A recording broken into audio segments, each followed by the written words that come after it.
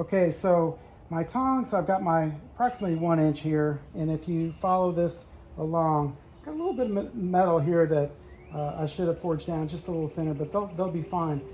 But I'm seeing that if I use this imaginary center line, that this needs to kick over a little bit, and that's what I'm going to do. Is I'm going to heat that, pull it out, and then heat it here, and then bring it back.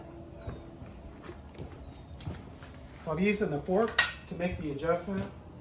I'll heat right above the pivot.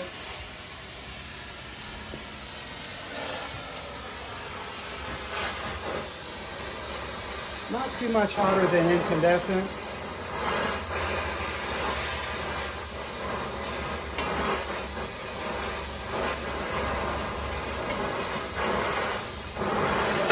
And I'm going to take it out this direction. Now I'm going to heat here and then pull it back in. So really exactly what I did this, I bent it out and then I bent it back in. And there's just a lot of variables in tongs. You know, your offset here, your offset here. They can be offset like this. They can be offset like this. So it's start eliminating those variables just by keeping your eye on that center line. And so sight what it is. If that one's over, then it needs to come this way. If it's shifted, then this needs to come out and it comes back in. So there's going to be some things that it's like, oh, how do you fix these? And just, we talked about 2 episodes ago about having a point of reference, a line of reference, or a plane of reference. And you can't true things up unless you have somewhere to compare and contrast. So this is my line of reference, point of reference, line of reference, plane of reference. So now I kick that out. I'm going to kick it back in here.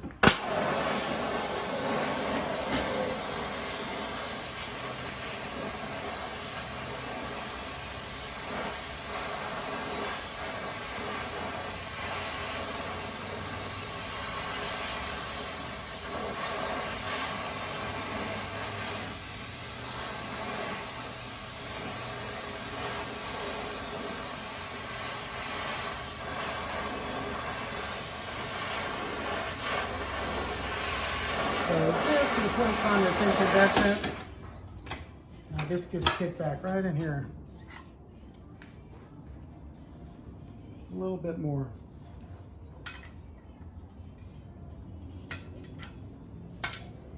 Okay, so they're now starting to look a lot more aligned. That imaginary center line going to the center and then they meet. Now the next thing I want to do is I'm going to spread apart those little fingers at about 45 degrees.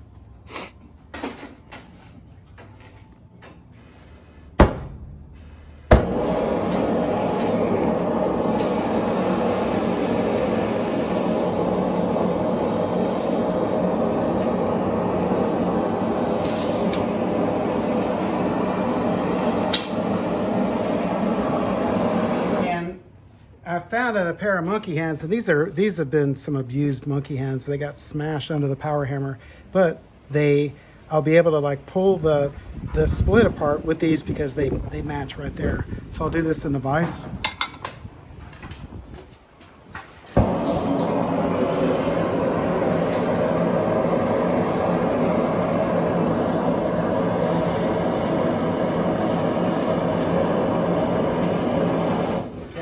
Too hot.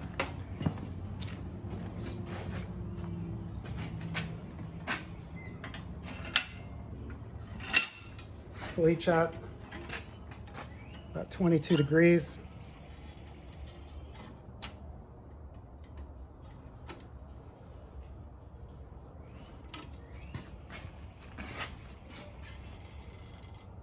So 45, I've experimented with that angle. 45 works better than 90.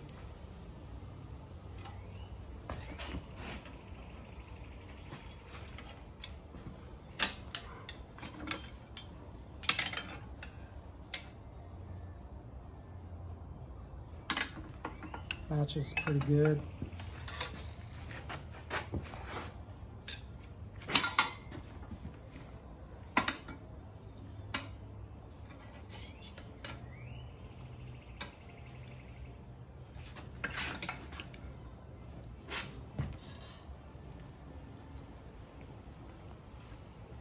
sure these line up. A little hard edge from the forging process, and I'm gonna take some of these hard edges down because every time I touch it, I can feel it, and it's bothering me. It's time to start cleaning them up.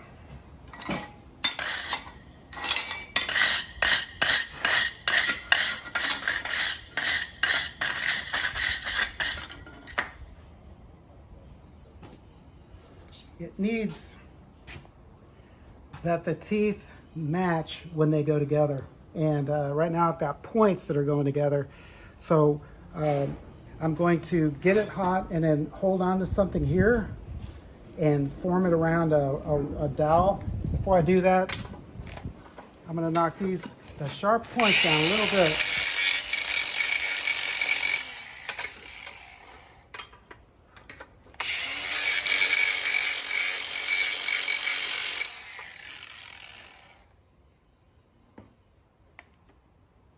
They go back in the fire. Now,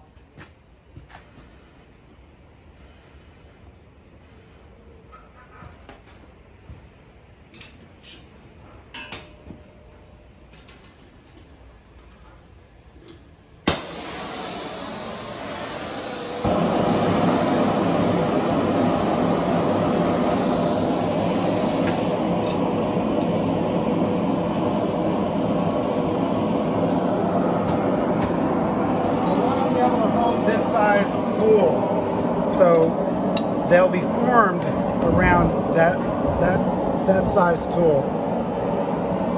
We can form them at the vise. We can also form them at a radius at the anvil.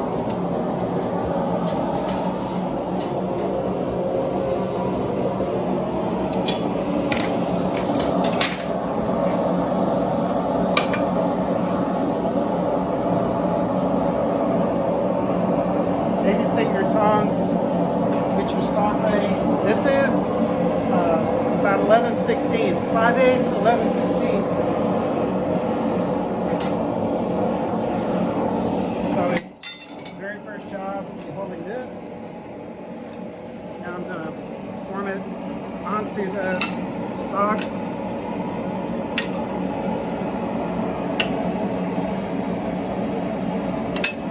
So I want to make sure that holds it perpendicular, so it's a little, need to bend this a little bit here so that they come back together. We'll make sure that that holds perpendicular. To make that happen,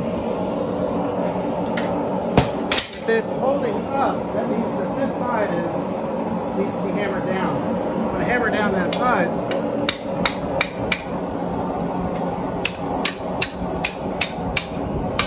Do that, it changes the angle of what's being held.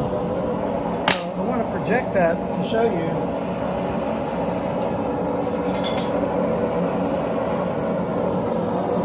So that needs to be 90 degrees. So that means that this needs to be hammered .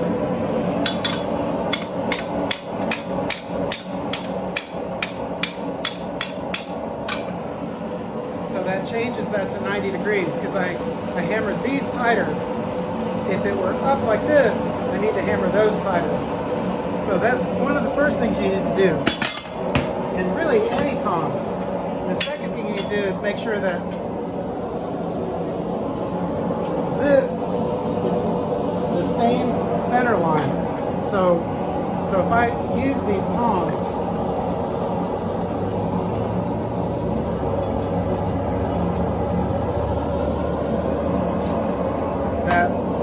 my projection, let's see, my projection, that will be the same line. And the same thing here, my projection, that will be the same line. So if that's not, then this is dipping in a little bit while they're still warm.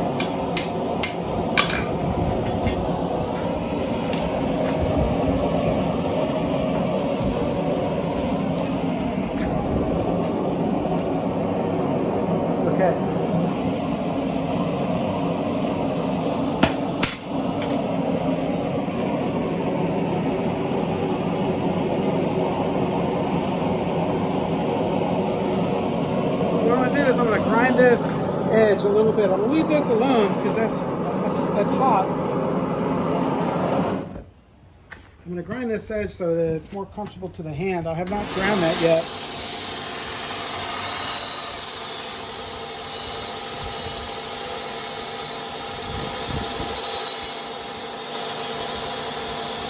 So I'm taking that hard edge off.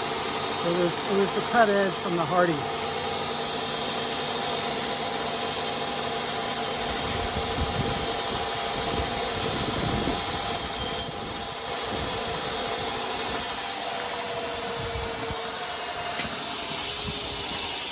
Then I come over to the horn. Well, this can be done cold. And I'm going to give a little kick out on both sides.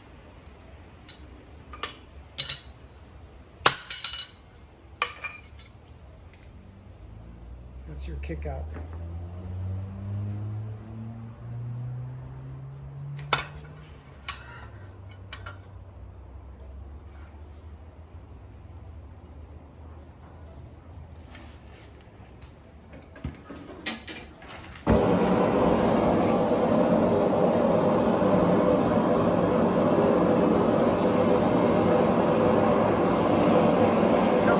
Closer together.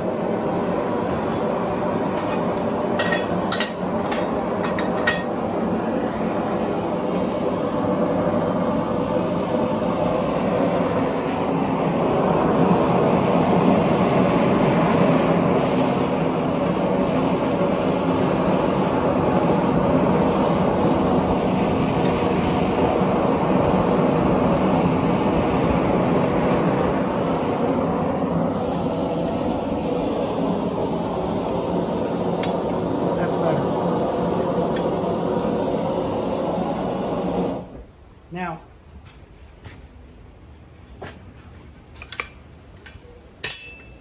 do your final adjustments. At this point in time, tighten your rivet up. It's going to make a difference on how everything meets up. 90 degrees. And you can, that 90 degrees will come in handy when you expect it the least. All right, so now I'm going to wire brush, and I'm going to, oh, there it is. I'm going to wire brush.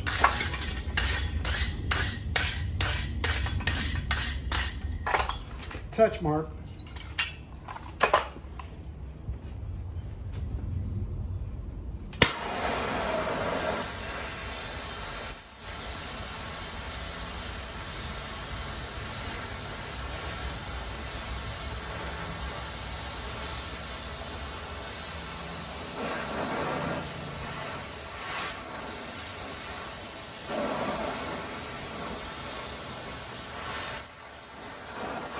I like the touch mark right there. You see it when you pick up your tongs.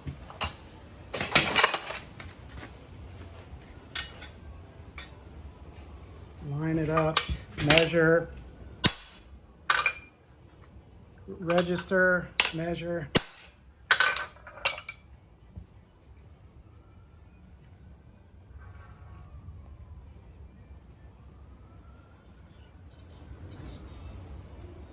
That may knock your offset out a little bit, so do the adjustment while you still got the heat.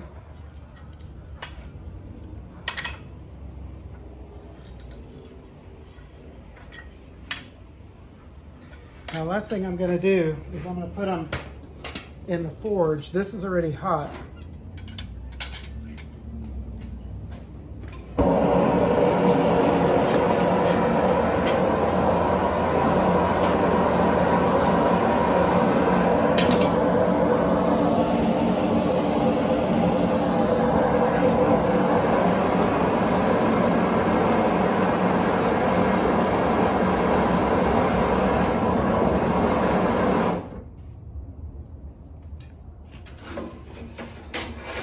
Getting them hot, I'm warming them. And if you have a power hammer that's got all kinds of like oil that's spilling off, let's see, I've got a rag that was down here a second ago. Let's see.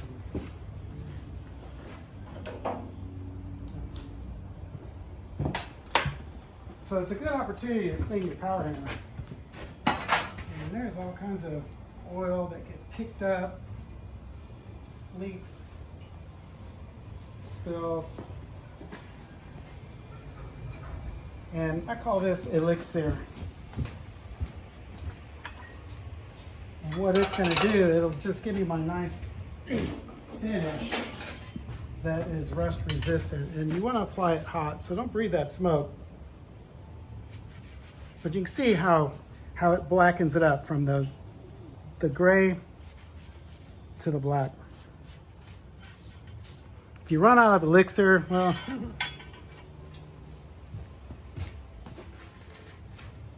you can use oil.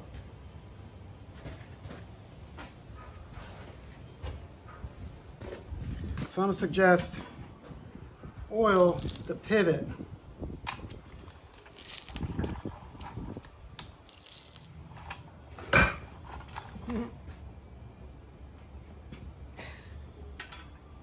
And you can put oil on the ELIXIR rag, and you can finish oiling them up.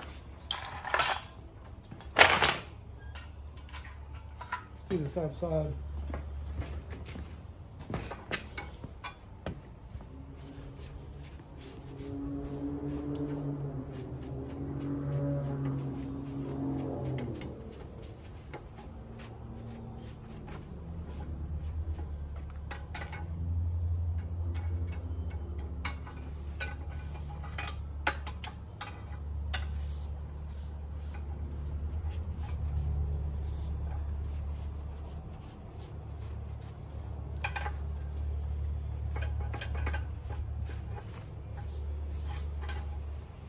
When it stops smoking is when it's time to stop putting the oil on, because then it's just going to coat the surface.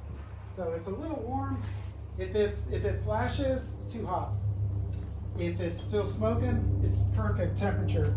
If it's not smoking anymore, don't put any more oil on it. It's not going to do it any good. You're going to have to wipe it off. You're going to have oily tongs. But this is like seasoning a skillet,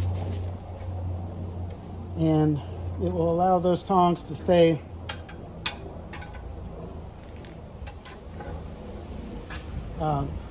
evenly colored, rust resistant.